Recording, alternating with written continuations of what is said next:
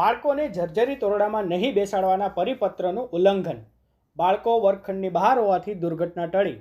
પાલી મુખ્ય શાળામાં ચાલુ શાળાએ સ્લેબ તૂટ્યો. લીમખેડા તાલુકાની પાલી મુખ્ય પ્રાથમિક શાળાના ધોરણ 4 વર્ગખંડમાં ચાલુ અભ્યાસ દરમિયાન સ્લેબ તૂટ્યો હોવાની ઘટના મંગળવારે સર્જાઈ હતી. સદભાગ્યે જે સમય દરમિયાન ઘટના બની હતી તે સમયે બાળકો વર્ગખંડની બહાર હોવાથી બાળકોનો આબાદ બચાવ થયો હતો, એટલે મોટી દુર્ઘટના ટળી હતી. સરકારી પરિપત્ર મુજબ કોઈપણ શાળામાં જર્જરિત ઓરડા હોય તો બાળકોને બેસાડવા નહીં તેવો પરિપત્ર હોવા છતાં પણ શાળા સંચાલકો દ્વારા ગંભીર ભૂલ કરવામાં આવી છે. સદનસીબે બાળકો ઓરડામાં હતા નહીં. લીમખેડાની પાલી મુખ્ય પ્રાથમિક શાળામાં ચાલુ શાળામાં સ્લેબ તૂટ્યો હતો. જો બાળકો ઓરડામાં હોત તો મોટી દુર્ઘટના ઘટી હોત.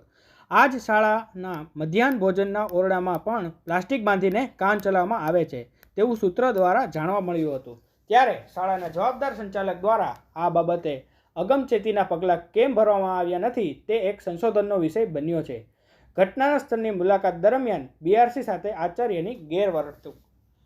પાલી મુખ્ય પ્રાથમિક શાળામાં ઓરડાની છતમાંથી પોપડા પડવાની ઘટનાની જાણ થતાં બીઆરસી ઋષિભાઈ સલાણિયા લીમખેડા, મોટા હાથીદરા, લુણાવાડા દાભડા, મોટી બાડીબારના સીઆરસી કોઓર્ડિનેટર ટીમ સાથે પાલી પ્રાથમિક શાળામાં દોડી ગયા હતા, જ્યાં ઘટનાનું નિરીક્ષણ કરી જર્જરિત ઓરડામાં બાળકોને નહીં બેસાડવા અંગેના પરિપત્ર વિશે તથા એસએસએ દ્વારા ગત વર્ષે મળેલી રિપેરિંગ ગ્રાન્ટનો ઉપયોગ ક્યાં કર્યો છે તેવું પૂછતા શાળાના આચાર્ય દ્વારા બીઆરસી સાથે ગ્રામજનો, વાલીઓ તથા અન્ય સ્ટાફની રૂબરૂમાં ગેરવર્તણૂક કરી હતી, જેથી બીઆરસી દ્વારા આ બાબતે આચાર્ય વિરુદ્ધ કાર્યવાહી કરવા માટે જિલ્લા શિક્ષણ અધિકારીને લેખિત ફરિયાદ કરવામાં આવી છે.